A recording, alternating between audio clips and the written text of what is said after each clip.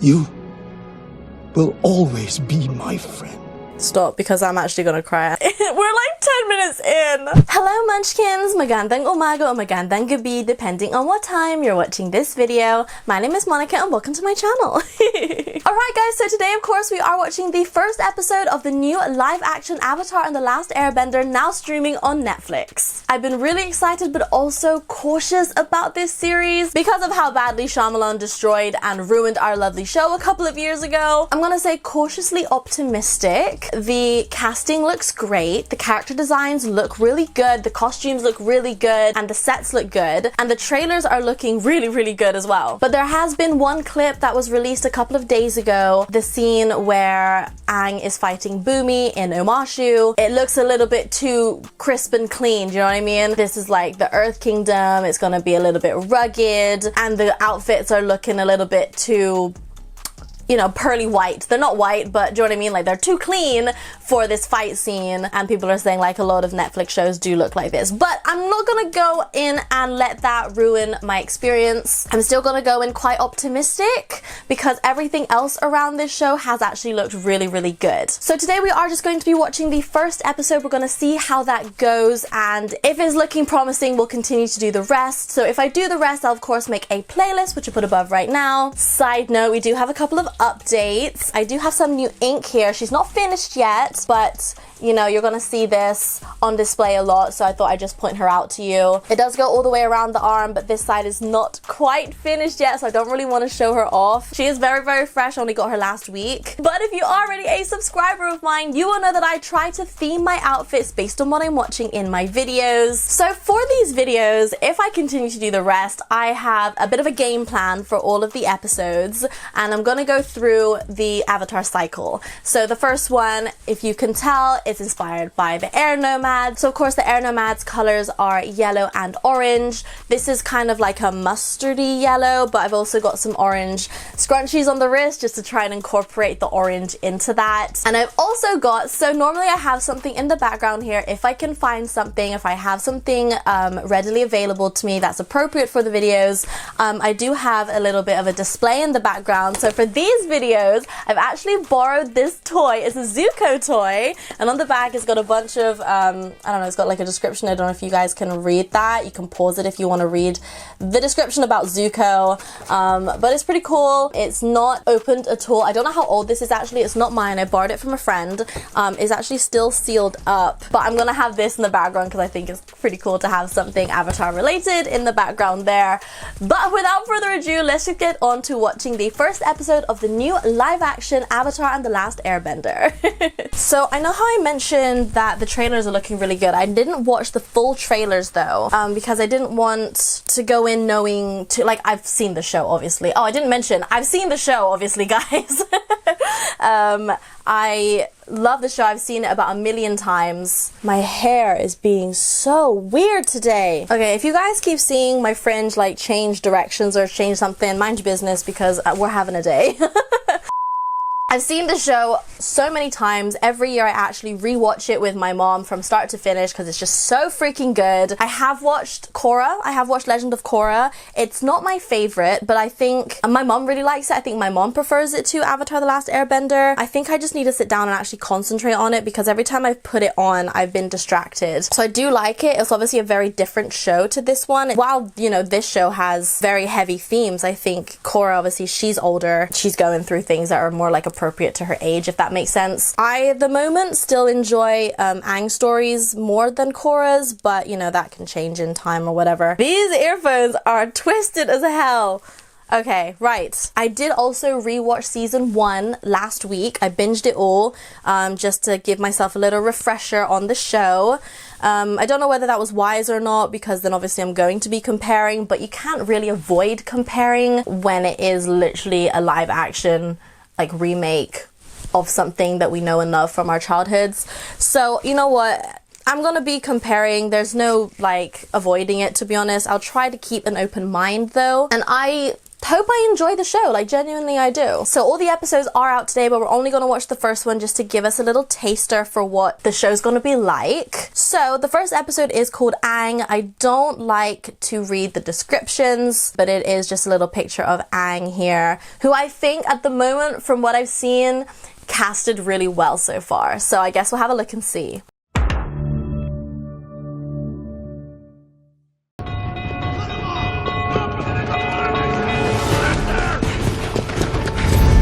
Ooh, okay.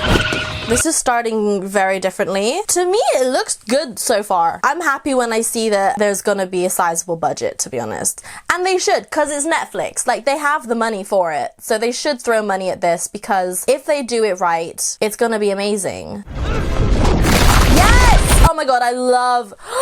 They're showing us bending immediately. Earthbender. Yeah, he is. Okay, guys, what is your favorite bending? And also, what do you think you would be? I think mine's different. I think personally, maybe I'm relating it to like zodiacs and stuff, but I would think that I would probably be a waterbender. But I love earthbenders, man. Maybe I'm biased because Toph is my favorite character, but come on, earthbenders are sick. Thank you. Justice for earthbenders. Do you remember the M. Night Shyamalan one? They had like 3 benders to move like a pebble. Oh, that's embarrassing. You're going to start a war. Oh. Dude, this is such a sick way to start your show. When your king receives those plans, and the entire world will turn their attention to the Earthbenders. But then they're going to attack the air nomads. Is that Sozin? Because it is our time.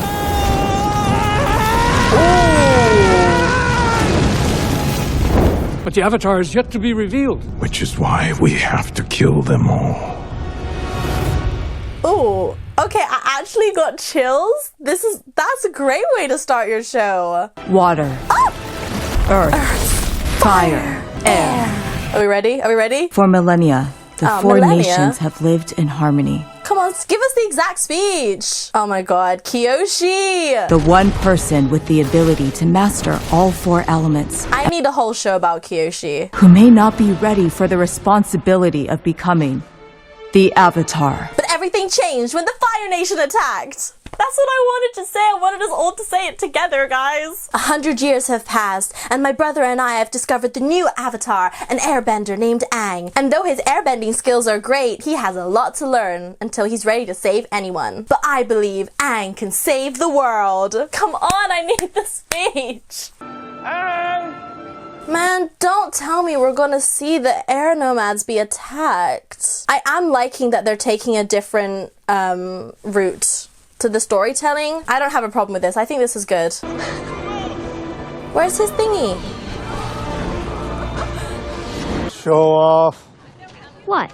I was just enjoying the bit. Monkey Atsu. There may come a day when you wish you'd spent more time with your teachers. Oh, don't. Wow, foreshadowing much. For the Great Comet Festival. Not them celebrating the thing that's literally gonna... Okay, I need to stop. Let's just watch this.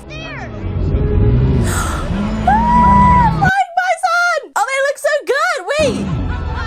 Okay, no, little bit stiff, but I think the actual animation themselves of the bisons look good.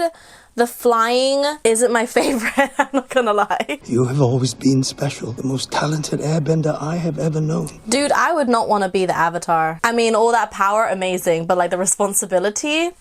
Sorry, not it. You are the Avatar. You're a wizard, Harry!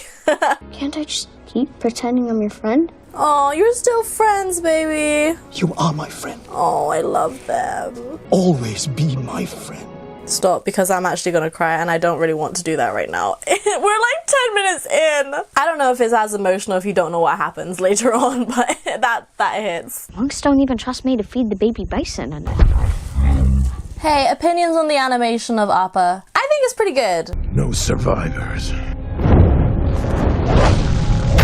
Right, they're empowered by the comet here. I'm like, normally they can't fly like that. Actually, I read a theory that they still shouldn't have been able to fly. The way that they managed to get to the air temples was via dragon, and obviously the dragons would not be very happy with what they did to the air nomads, so that's why the dragons were no longer kind of loyal to the firebenders, hence why it became a sport to hunt them. That's just a theory that I read. When I hear a theory so long ago, I always just think that that's just canon, but I guess not. It's just a theory. Down.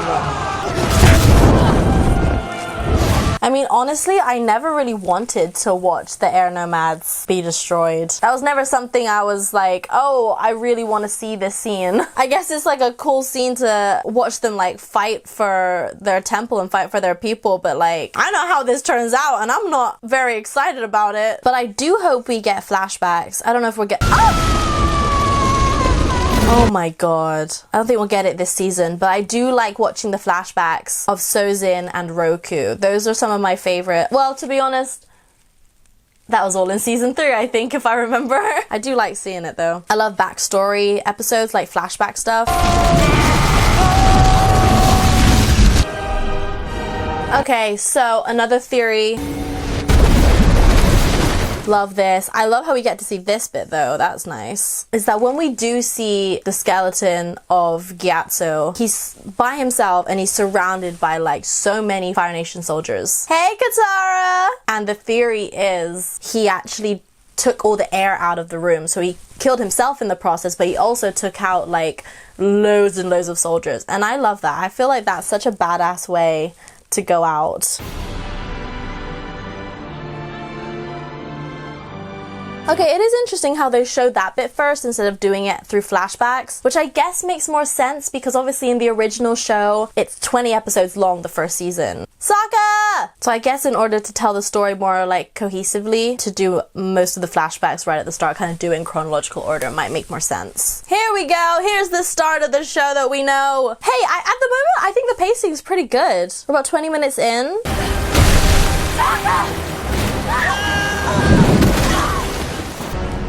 Is this Zuko? Zuko! Hi, Zuko here.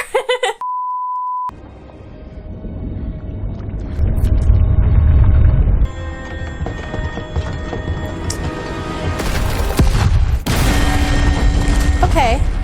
Strange glowy iceberg just exploded and left behind a mysterious little bald person. Mysterious little bald person. I can't believe you guys left Appa! We won't get any answers until he wakes up. We need to let him rest. Okay, at the moment, I need to see a little bit more fire from Katara. Not like fire bending, obviously, but like a little bit more passion, because that's who she is. She's being very soft right now. Maybe we build to it, maybe that's fine. But I, as a Katara lover, I need more passion from her because that's who she is as a person. Yay! Okay. Actually, during... Hey, I like it. It looks good to me. Long ago, the four nations lived together in harmony. Then everything changed when the Fire Nation attacked. Dude! Only the Avatar, Master of all four elements, could stop them. When the world needed him most, He vanished. he vanished. Oh my gosh, they actually did the thing. Airbenders haven't been seen in 100 years ago. That's crazy to wake up to. He is the last Airbender. This is such a good story though, like, because like not only is he the Avatar, but he's the last Airbender. Like, I don't know, there's just so many layers to this story that's just so good. He had left Sokka in charge when he just turned 13. So he had to grow up fast. We all did. Okay, here's something about the writing that I've been noticing. It's very on the nose. Like, I guess you don't have that much time, as the original with 20 episodes versus these 8. Like, I want to see him being determined first. I want to see her and Sokka kind of taking on the village themselves first, before you're just like, oh, yes, we had to grow up fast. Not my favorite way of storytelling, basically. But hey, it looks great. I think everything looks really good. I like the pacing acting of it so far. I just think some of the dialogue, it's not my favorite. I know I'm being a bit more critical of this show than I normally am with a lot of things, but that's because this show is important to me, so we need to get it right, okay? You are the Avatar. He ran and people died. He's literally 12 though, man. Like, I guess Sokka doesn't have much sympathy because he had to take over the village when he was 13, but still. Let's settle this between us. Leader to leader. It's no contest. Well, where's the glory in that? Leave him alone! No one has ever fought for me before. I think you're the bravest person I've ever met. Okay, so far, maybe that's on me for expecting a tone that reminds me of the show. The tone feels different to me. I feel like they're going for more of a serious tone, but I'm used to it being a lot more lighthearted and just different dialogue, man. I just feel like the dialogue's too on the nose and it gives a little bit corny at times. We haven't built to that. We haven't cared enough about the characters in order for the corny lines not to be so corny. Like, if you do them too soon, it's just a corny line. Do you know what I mean? See, I was waiting for him to get, oh, they wanted it to be a moment, but like... Oh, nice shot, Zuko. But we've established that you can fly without it, so why do you even need it? Wait, he doesn't go into Avatar mode? Is he just getting away? Did Katara do that? Is she supposed to be able to... Wait, the water was so far down.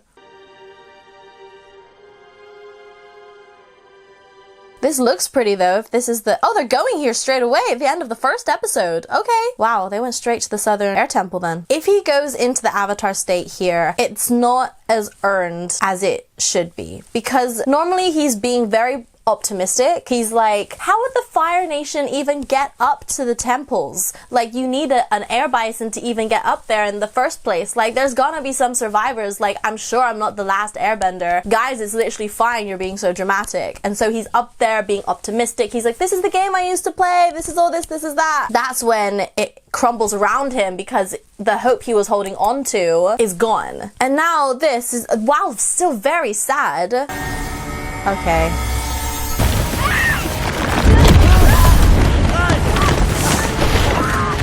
You will always be my friend.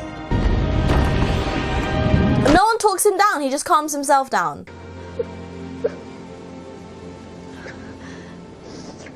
Maybe it works. Maybe I'm just being pessimistic. I don't think it's bad, but it's the adaptation is off for me. It's only after we've lost something that we realize how much it means to us. I know where this will all lead, and this is just the beginning. I do like them slicing it in with Zuko though, because as we know, Aang and Zuko are like two sides of the same coin essentially. Okay, that's all we're gonna watch today, guys. I feel like I've been a little bit pessimistic, a little bit, maybe I've been nitpicky, and I'm sorry if I have been, but as I mentioned, the show is important to me. Like, it means a lot to me, so if it's done not in the way that I've been expecting it to be done, I'm gonna have some stuff to say about it. But again, do I think it's bad? No. My main issues with at least this first episode are the tone. I was expecting it to be a little bit more fun. The dialogue feels a little bit too on the nose, too corny, kind of telling more than showing, which is a constant issue with bad writing. And then also I have a little bit of the characters themselves, but mostly Katara, to be honest. She's giving very soft and bland at the moment. Maybe they build it up later. Maybe they're trying to give her an arc where she kind of finds her passion, because she's being very timid right now. But that kind of bothers me because from the start, Katara is a very passionate person, and it's literally her passion that breaks Aang out of the ice in the original. Like, she's so pissed at her brother for like kind of talking down on her and her waterbending all the time that she's like slashing out at everything. She's just pissed, the water's going crazy, and she slices the ice through. And that's how Aang emerges from the ice originally.